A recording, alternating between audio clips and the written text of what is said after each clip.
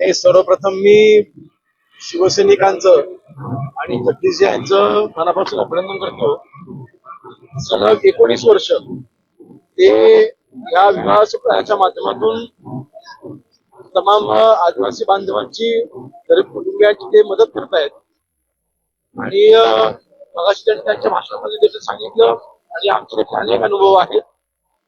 गरीब शेतकरी कुटुंबातील घराणं ज्या वेळेला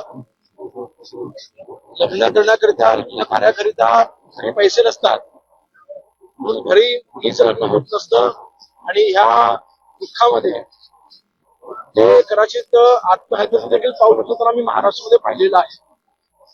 अशा परिस्थितीमध्ये अशा विवाह सोहळ्याचं आयोजन करणं ही त्यांच्याकरिता मला वाटतं फार मोठी उपलब्धी आहे. मी जगदीश यांचं मनापासून अभिनंदन करतो, त्यांच्या सर्व सहकार्यांचं अभिनंदन करतो. हा विवाह सोहळा फक्त एक राजकीय हेतूने ठरवलेला हा विवाह सोहळा नाही. खऱ्या अर्थाने समाजकार्य, समाजामध्ये शेवटच्या घटकापर्यंत पोहोचून त्यांच्या समस्या जाणून घेऊन त्या सोडवणं हा हेतू या सोहळ्याच्या माध्यमातून साध्य होताना दिसतोय. म्हणून या सोहळ्याचं मला साक्षर होता आलं पहिल्यांदा.